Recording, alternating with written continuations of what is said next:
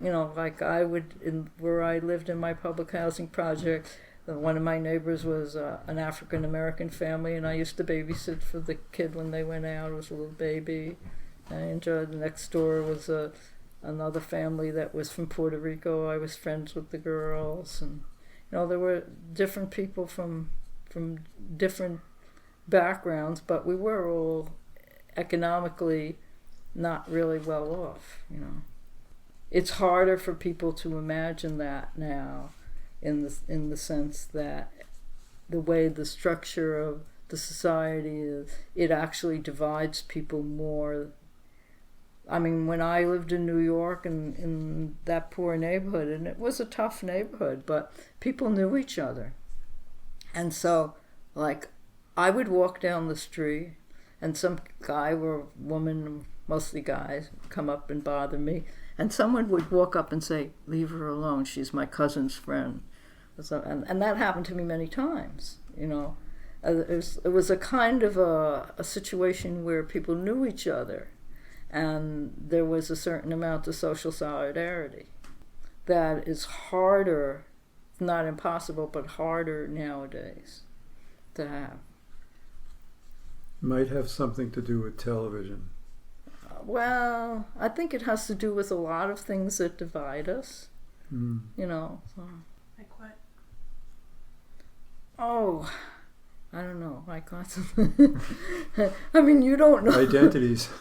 Well, yeah, a lot of the talk about identities, it's some of, it's not that it doesn't have realities, but there is a lot of intersectionality that people aren't always thinking about, and I think economic differences are also, there is a much bigger economic divide now than there was between people who are not in the elite then. There's always a super elite, but yeah, I don't know. It's hard to say because none of us experience the whole society at any one time. So I wouldn't say that I know everything. I once had a conversation with Freddie Perlman, who lived briefly in New York, lived for a while in New York, in a part of New York in Queens, in a neighborhood that was a little more financially better off than the neighborhood I lived in. And it's like the kind of neighborhood that is depicted in Letters of Insurgence for the woman who lives in the unnamed country, which is usually the United States and whatever, but it's a fusion or whatever.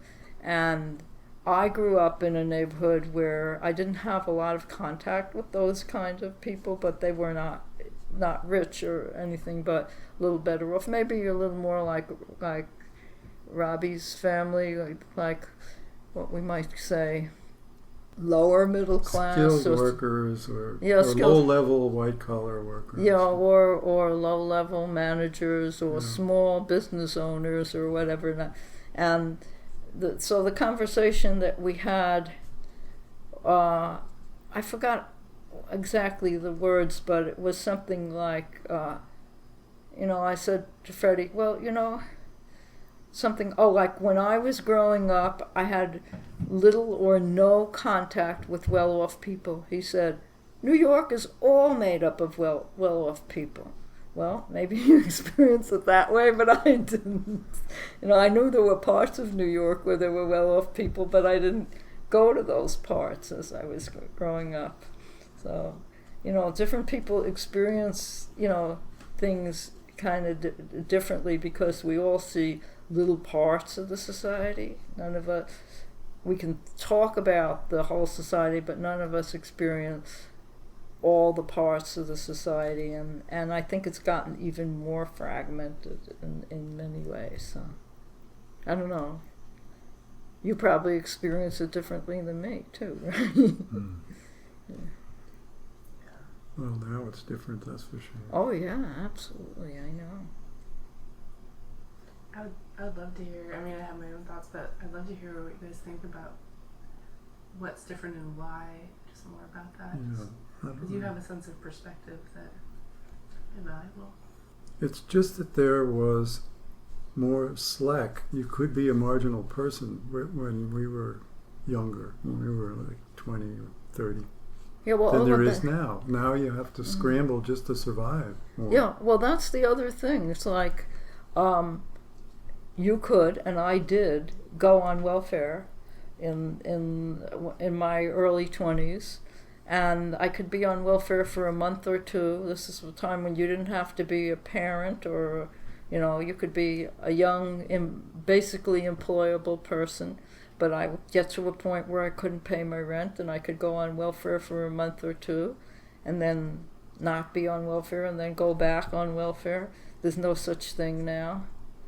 There were free dental clinics on the Lower East Side that you could go once a week, and you didn't have to prove anything, and free women's health care clinics. And so it was a lot easier to be a peripheral person for a bunch of reasons. Definitely easier to be a person who didn't necessarily work a job. You could miss months, a few months without working a job, and pick up money from the state without having to, fill out 90 forms, although it wasn't, fun, but it could be done a lot easier. And now, if you're, a single person with no kids, it's a lot harder to get money to just survive. And I didn't have to go into debt to go to college. Maybe if I had wanted to go to a really prestigious school, but even then I could have there were more scholarships around then. So I lived for years as an artist model, a figure model. You get like $13 an hour. In those days, it was a lot of money. Mm-hmm. So now probably, I don't know what they may still pay a few people, but I'll bet there's more competition. And right. We had lots of friends that did indexing. Yeah, right. The indexes. That's the end of that. With a computer does the indexing now. For books, they would just with cards. They would read a book and do all the indexing of a book, and they'd get like 10 cents a line. They would get paid by the line, and they could do it in their, at home. They could just scrape by, but it's a kind of job that doesn't even exist anymore. Right. Yeah. I'm sure. And rents were cheap too. Rents were a lot cheaper. We had rent control in New York. We were paying like $55 a month for an apartment in Manhattan, and which would be like. But we were making $55 a week, so it wasn't like New York for a month. Yeah, and that was expected. They always said you should pay only a quarter of your income for rent. Now they say a third. That's the routine thing that they said, and even that, probably most people can't do that now. Right. And then Robby and I were part of a little food co-op, so it was like 10 families, and so we would once a week. We would take turns taking one car and go up to the wholesale market in the Bronx and walk around early, go up there real early and walk around and get the best buys of the fresh fruits and vegetables at the wholesale prices, fill up the car, and then go to the yogurt factory where they gave away the yogurt that they hadn't sold in the store, or that was overrun, or that it was misprinted on the container or something. So they'd give it to us. We could fill up the car, and they also those nuns used to go there and get it. People used to go there to this yogurt factory. It was funny because one guy had a car. It was a really beautiful purple car, but it was small. It was like a kind of sporty car. And we had these yogurt containers up to the ceiling. It was just totally packed in with those yogurt containers and the produce stuff.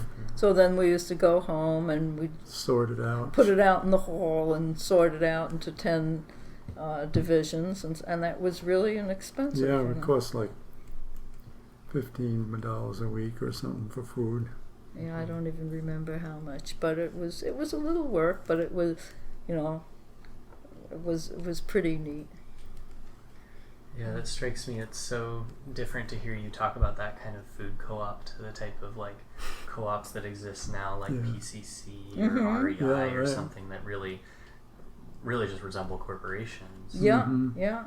Well, there was one too. It was called Coop America, and you could go in there and buy some of the kinds of things that you can buy in the PCC or the Central Co-op, but we would get our own stuff even cheaper. You know, it was a big one. I don't know if it even is around now. They were just supermarkets. I don't even. They might have actually given out, what do you call it, dividend every year or something. But when you shopped at it, it was no different than a regular store. So. It was owned by the Painters Co-op. Oh, okay, yeah. It was owned by the Painters Union, rather. Yeah, but it just basically looked like and was essentially a supermarket. Yeah. But it was cheaper, and it did have higher quality food. But we did better than that on our own. So we couldn't get like soap powder we had mostly produce in the Hunts Point market. But yeah, so there was a lot of that kind of stuff, though, people doing that kind of stuff a lot. So it was easier to survive, I would say. It's not impossible to survive now, but it was easier to survive. And there were other kinds of jobs around that weren't, waiting on tables or, in a coffee shop or something. There were a lot of different, when I was in high school, I worked in a candy factory, wrapping the candies on the line. And when I was in college and between college, I worked in a film packaging factory, packaging film for cameras and stuff. That was before digital stuff. And I also I actually sold cosmetics door to door and then in factories. Although that didn't last too long because the guy who was the manager didn't want women doing that, but I did it with this one guy.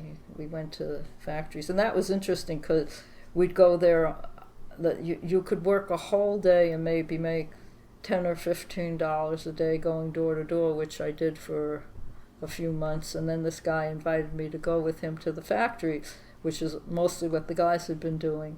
But so you'd go in only on the lunch hour. You'd go to a factory, and if you sold to one person, then all the people in the factory would buy. And it was interesting to me because I saw the garment factories where my mother had worked and stuff like that. But when I went there, there were a lot of people from Puerto Rico and China working there instead of Eastern Europeans. It was an interesting thing. So, and then you could make like $100 in a day. But then the manager found out that I was doing it, and he said he didn't want any women doing it. The guy had invited me because we could sell more together. I talked to the guys, and he talked to the women. This whole thing. And if, you could get one person to buy, then the others would buy, and you get a lot more sales than going door to door. But anyway, there were a lot of kind of jobs like that, so that you didn't have to be somebody waiting on tables or working in a retail store necessarily. What effects have you seen the relative ease or difficulty of living have on radical activity? Because sometimes it seems like it can actually increase it because people are miserable and they want to fight back. But sometimes it, can decrease it because people are just struggling to survive. It looks to me like people have less time to be together and do things together. I think it probably makes people angrier than they would have been otherwise. But then I know a lot of younger people, especially, that I can't see them very often because they're so busy, I think it's really hard to tell. I think, it varies. There's so many different factors. I think there are times when people being really badly off has made them very rebellious, and there's times when, in the 60s, they used to say it was rising expectations that a lot of people, not only in France and in the United States, but in Mexico and in Czechoslovakia and in lots of other places, were angry because they had hopes of things getting better and they weren't getting better for them fast enough.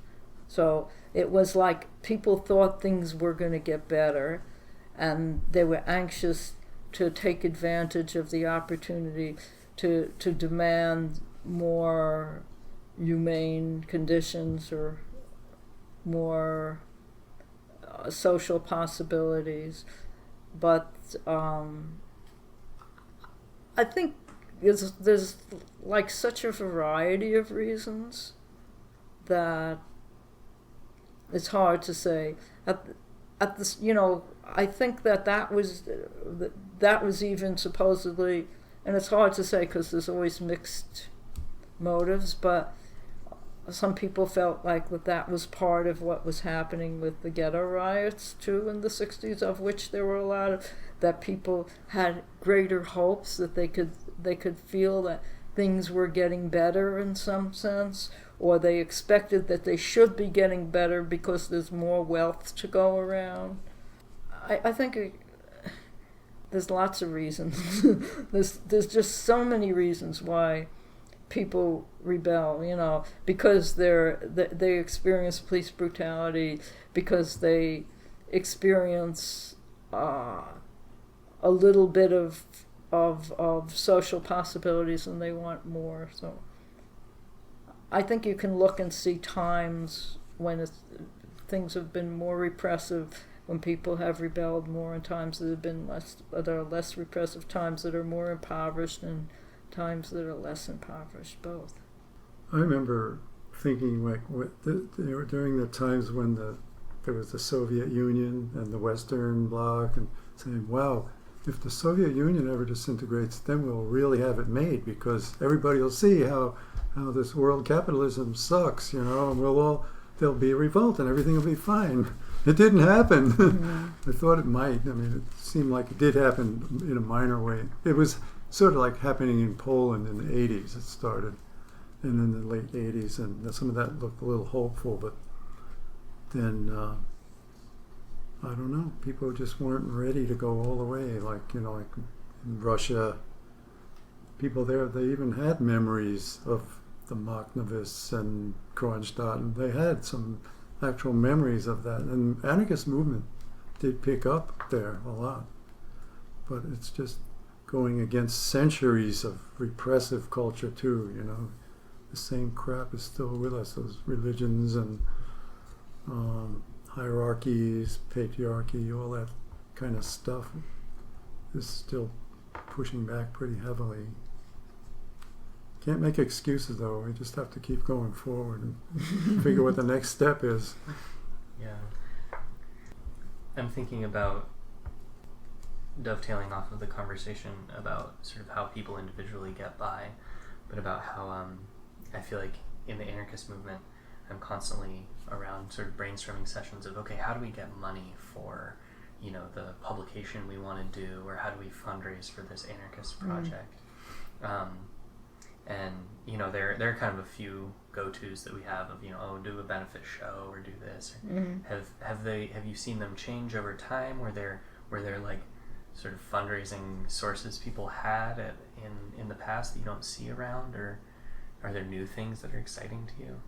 I think that always there was fundraising. For a lot of the things that I was involved in, and a lot of the things in Detroit, for example, the assumption was that people would take the money from their own pockets if they could, and never expect to make much money and do fundraising as they could.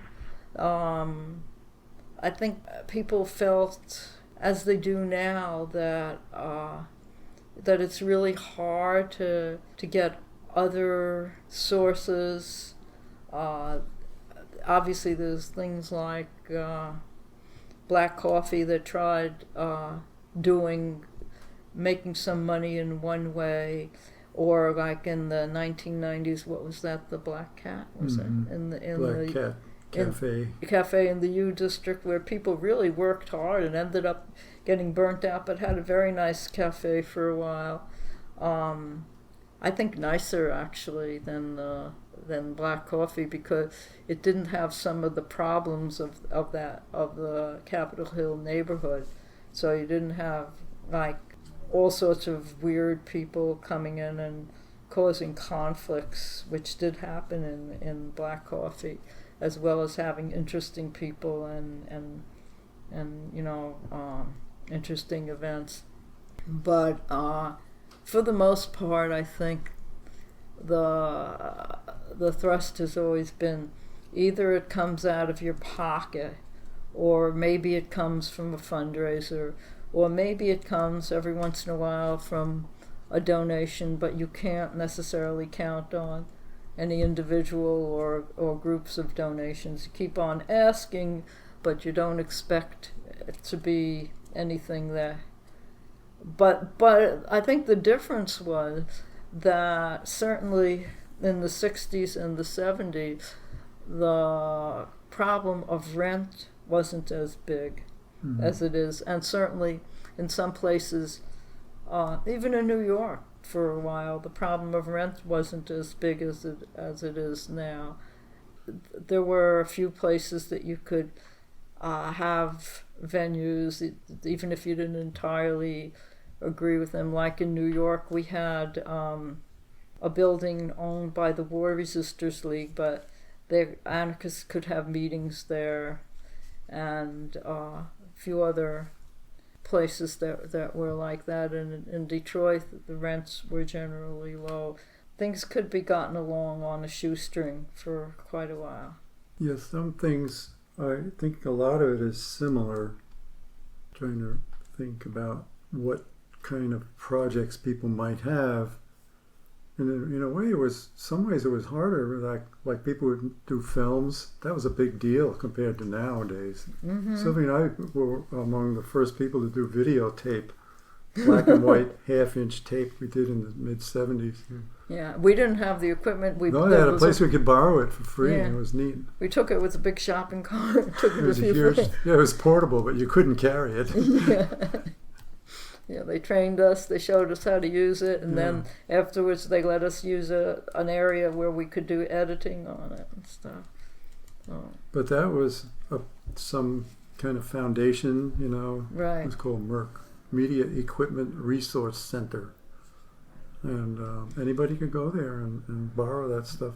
I guess they had it here in Seattle in the community access TV station. That may still exist, I don't know. But it was the kind of thing where you could go and make your own TV show once a week or whatever you want. What did you make? We made a few things. I made some like free-form kind of impressionistic. Actually, it was around the World Trade Center when it was first built. I walked around with this equipment and took videos from different angles and the traffic coming and going through it. We had been very much opposed to the building of the World Trade Center, as were a whole lot of other people, and that was part of the reason that you did that. I remember. Yeah, we thought it was a big danger. Dangerous thing. It was built in a way that really and truly, with the outsides hanging on the wall, the outside walls hanging in a way that was new in terms of architecture, and a lot of people felt that it was a danger to the neighborhood. And indeed, when it was up, when those buildings were up, when the wind blew, they moved a few feet, 4 or 5 feet in each direction. So they weren't exactly fully safe buildings. A lot of people were very angry and didn't want those buildings there to begin with. So but that's why you did that. Yeah. You still have it? No, I don't know what happened to it. I lost this stuff, and we did an interview with Sam and Esther Dolgoff too. I gave it to we gave to Benny. Yeah, this guy in Michigan who we thought was an anarchist librarian. He is. He's still around. He loses stuff too, so we can't get it back or a copy even. I can get in contact with him. Maybe we should. I wrote to him. I even talked to him on the phone a few times. Yeah, we can try. So, I could try but anyway, He may have given it to a Labadie I collection. hope he but- gave it to a real library. Yeah. But that's what I was reminded of. There was certain ways you could. Some projects were more complicated. You know, printing was a lot more complicated, but a lot of people figured out how to do it. Now it's very simple. I mean, to do it right, just take some acuity, some creativity now. But there were things like that. So, like in New York, there was, what was it, the press, what was that called? Community press. Community press. Com, it's like COME exclamation point Unity Press is what it was called. And you could go in there and they teach you how to do printing. So we did. We went and printed pamphlets and stuff. And in Detroit, Freddy and Lorraine Perlman developed the Black and Red co-op, where people could go in and learn to run the presses and then run off their own stuff with other people's help and stuff. Yeah. Trying to think about what the difference might be in terms of money. You know, I think it might be analogous. It might be similar. You know, like nobody ever has enough to do what they want, but maybe people want to do different kinds of things. Like I notice people go to China now and do interviews in China. You know, that must cost a lot of money. You know, but then maybe they have people that are willing to fund that separately. But yeah, it was interesting to hear you say that there was a struggle against the building of the World Trade Center. I just had no idea. Yeah. that Yes, that there was a was. struggle around that. I'm wondering if you have any other kind of stories about struggles that were happening that maybe have been lost or forgotten. well, I know one thing I had in Detroit was this huge fight against an incinerator that went on for like 20 years. And And I think is that it was the built. incinerator that I think is now exists, and I think there's a struggle against to tear it down. Oh, I think so. I think I read something recently about that. Yeah. Wow. They're worried that what's going to be left there is totally toxic and can't be cleaned up ever or something like that. Yeah. It may be the same one. It may be different too. Yeah. There may be several. Yeah, right. incinerators Detroit in being what it is. But it was this thing like a lot of people, you know, very radical people and very mainstream people just were against it, you know, and they got out there and fought the cops and law, you know, they just went on for years and years. And I think they lost. I think that, oh, you know what it is in Detroit now that I remember? There's a thing that they want to enlarge. That's an existing kind of toxic reprocessing center there that's in a kind of black neighborhood, but they're going to expand it like 10 times the size and just, you know, make it worse. So that's what I heard about recently, and trying to figure out what the different fights were in the 70s. Well, anti-nuclear took up, you know, in the mid to late 70s. There was, you know, demonstration kind of things, occupations and things like that. They weren't anarchists per se. They were just kind of leftist things that a lot of people did. And there's a lot of involvement, I know, of the pacifist crowd in that anti-nuke stuff. I feel like that's what gets recorded historically, but was there also other elements that you can talk about? Yeah, well, there's something in the Fifth Estate about just these people we knew in Boston that got involved with the Seabrook stuff. They were anarchists and they were not pacifists, and they had their run-ins with the consensus crowd who tried to just keep them out of decision making, basically, and not let much happen. So I don't know what would be the easy way to find Rudy's article. Oh, I know where it is. I know, but in terms of if they wanted to look for a subject that where anarchists were active in the 70s. I can send it to you. I can send it's you. online. It's online. I can send you the information. But basically, the way I experienced, there were at least as many people who were not pacifists, and maybe more than pacifists. But some people were very impressed with the pacifists. But you know, I don't agree with everything that Murray Bookchin has written or said, but he also, as well as the people that we knew in Boston, wrote about the problems of relating to the pacifists who were basically made themselves in charge of the Seabrook struggle and didn't want to allow other people to have as much of a say in it, and sort of monopolize. They became the spokespeople for it. But in general, yeah, they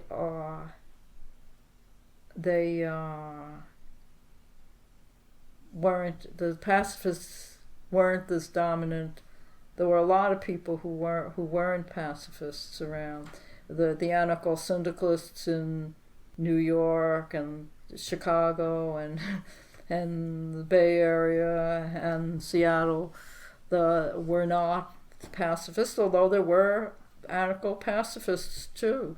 Some of the people here in Seattle and in all these other places were definitely pacifists, but they were far from the only people who were involved. And interestingly, some of the people who were pacifists, like Dave Dellinger, ended up being pacifists at home, but sort of like, not exactly, but sort of like people like Chris Hedges saying, oh, but the Cuban Revolution is fine, and oh, but this other, these other struggles that are not pacifists, they're fine for those people who are poor people in other countries. But here in the United States, we really think that the pacifist ideas are the best.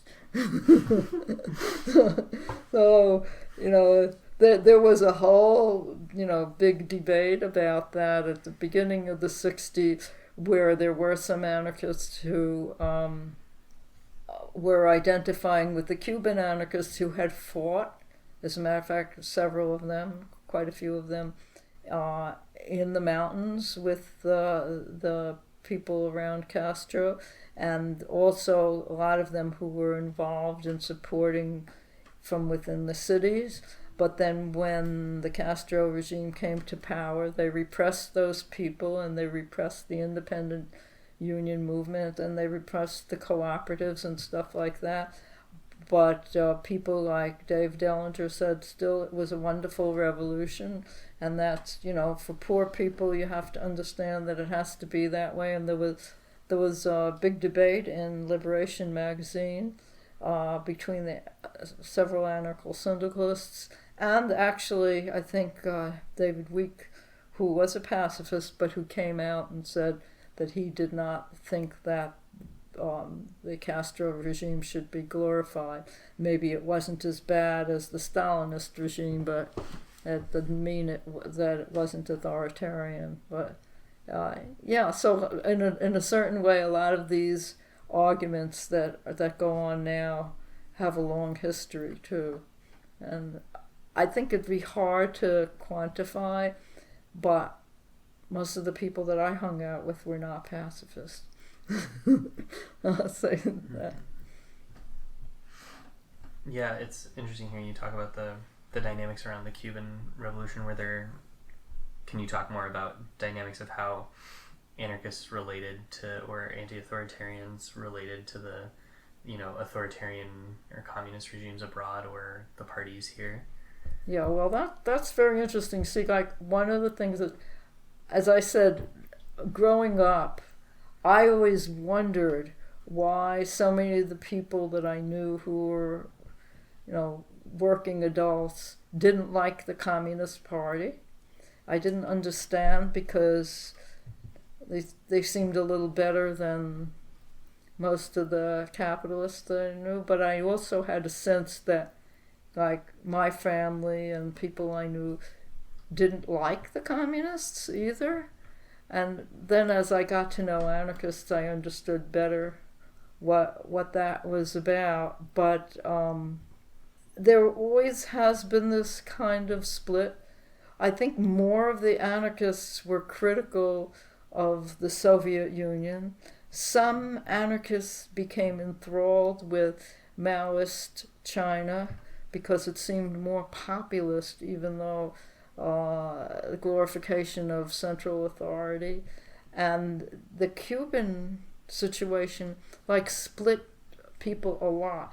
But Robby and I, as I said, we knew Sam Dolgoff and the people around the Libertarian Forum who were very supportive of the Cuban anarchists, and we actually had a lot of discussions with them about that in the late 60s, and we learned about the debates that had gone on earlier at the beginning of the 1960s, which I hadn't known about at the time because they were mostly in Liberation magazine, which I hadn't been reading. But then we read some stuff, and then Sam Dolgoff gave us the names of some Cuban anarchists that we went out to visit in Miami, and we found out that not all of the people in exile from Cuba were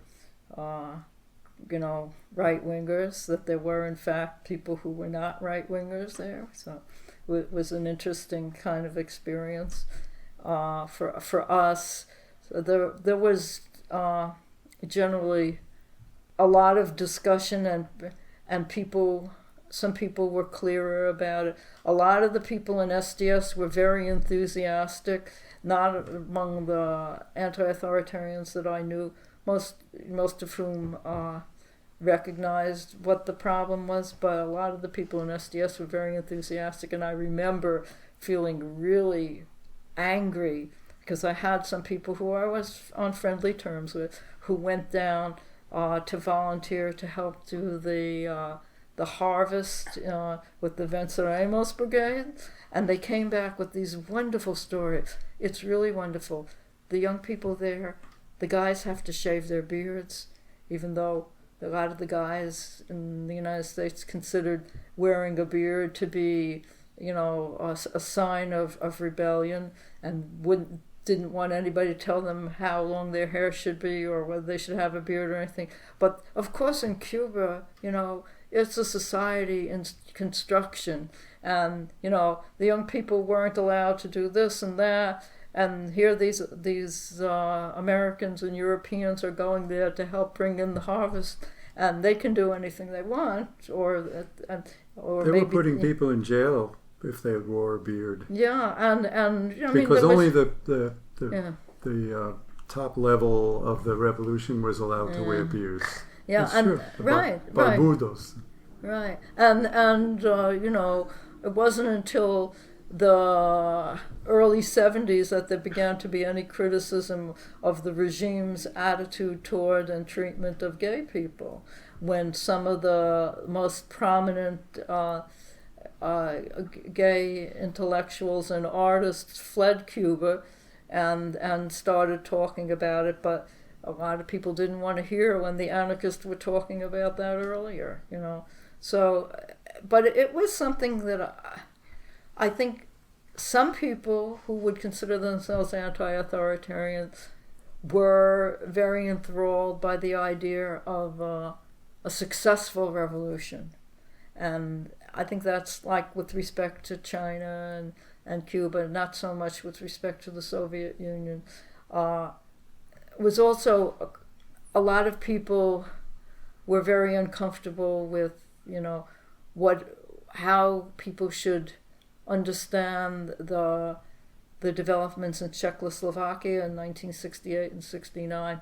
Like, here we are involved in our own rebellions, and should one accept that or be critical of how the Soviet regime crushed those people? And so there was a lot of discussion on the left. And I don't know, what can I say? Anarchists, people who consider themselves anarchists, have had all sorts of ideas. So some have been more influenced by Maoism and by authoritarianism, and some less so. I think at any one time you'll always see more and less critical thinkers. Yeah. Like I remember being so appalled. I haven't looked lately, but in the 80s, there used to be a lot of anarchist households that had big Che Guevara posters. Yeah. So I don't get it. These are people that they just like the romance of the revolution, but they didn't obviously look into who Che Guevara was, or or what he said about anarchists, or wanted to kill them basically. But so I think at any one time you're always going to have people who are more or less understanding of the meanings of some of these symbols and realities behind them. Yeah, and even with respect to Vietnam, I remember never wanting to say, that I, was for the victory of the North Vietnamese. I was not for the victory of the United States government by any means, but I felt like it's a question of why should they have to accept one dominator over another dominator. It seemed to me to be really clear, but there were some people who would consider themselves anti-authoritarian who were saying that, they were for the victory of the North Vietnamese government. And so, it's never been clear-cut, but I'll say that among some of the anarcho-syndicalists, that's some of the positions that they took that I admired were their positions against the authoritarians in the different countries like that, Did you ever hear of On Gogol Boulevard? On Gogol? No. It's there was this group actually still exists. It's called Neither East Nor West, and they would do it's a supplement. Sometimes it was in the Fifth Estate, and it would be in various different magazines, and mostly in the 80s and 90s. They're coming back now. They're supporting. There's new groups of anarchists in Cuba, so they're supporting them. They basically were in the 80s and 90s. They were publicizing what was going on in the Eastern, in Russia and Eastern Europe a lot. So that's a good thing to follow up. I don't know how much of that's on the internet actually, but I don't think some of it was in the Fifth Estate. And what other? Yeah, there's was been in a little the bit. Anarchy magazine, maybe. Yeah, but no, there's an article about Neither East Nor West in a few issues back in the Fifth Estate, and Neither East Nor West is named after something that Marie-Louise Benary said. She was the daughter of what's his name? Camillo Benary, who was an Italian anarchist who was an anti-fascist and went to Spain and was killed by Stalinists in Spain. But she immigrated to first, I guess, France and then Britain, and was involved in Freedom Press. And before and during World War II, she and the people around the Freedom Press took the position of neither East nor West, and also not for the Nazis or the capitalists, but not for the authoritarian Stalinists. And her position was, if you have to choose, it's like choosing between cholera and the plague. And I admire her very much. She's a very, very articulate woman. Wrote several things. Wrote a lot of things for the magazine. We reprinted a tribute to her. I'll give it to you later on. I think I have an extra copy of that. Oh, okay. It's online too. Yeah, but she's a very interesting kind of woman, and she was also involved in the support of the Spanish Revolution. But it's always been really difficult that people have to figure out for themselves and discuss about each situation. So like now, it's like the discussing about what's going on in Rojava. Like, is it a question of people organizing on a local basis and working things out, and how much does that count, and how much does it count that they have to study the works of Accalan 1 or 2 hours a day, and that pictures of him appear everywhere, and that when people are interviewed, they always have to tell him, quote what they learned from him and stuff like that. So a lot, the question is, how do you weigh and decide which is important, and how do you decide how important that is to you? Like, maybe you'd say, well, this is really great that's happening there, and I certainly would rather see them not be crushed between the Western powers and the Russians and the Turkish government and ISIS and all that. But do I want to say that they have the society that I admire? Which, I think that's, those kind of questions come up all the time, whenever we have insurgencies in different places. So it still goes on. It's hard. It's very hard to say. There were debates, although I think by the 50s and the 60s, there were very few, very, very, very few anarchists who would be supportive of the Soviet Union. But some might be supportive of Maoist China, and more would be supportive of Cuba, and some would be supportive of the Vietnamese struggle and the Vietnamese government. There would be, at anti-Vietnam War demonstrations, there would often be a contingent of anti-war vets, and they would be primarily taking neutralist kind of pacifist positions, a lot of those vets, although not all of them by any means, but that would be what would show the most. And then there would be in the front of the march usually these people carrying the North Vietnamese flag and chanting ho ho ho Chi Minh. NLF is going to win. right. And then of course, the NLF being subverted by the North Vietnamese, like is discussed in the Crossfire, So, but and then there would be those of us further back who didn't want to associate with that, who certainly weren't wishing for the United States government to win, but didn't feel like we wanted to identify with that. So there's an interesting book called Eyes to the South that talks about the anarchists in France with relation to the Algerian War, how they all had their different takes on it. That's kind of instructive. It's not something that we had direct. It was a little before our time, but it's pretty relevant. Yeah, there was a lot of splits and discussions. Yeah, different. Even among the non-pacifists. Yeah. There were some pacifists that, just took principled things against all wars, but some of the pacifists wound up going with the people that became the government later on in Algeria, which isn't good.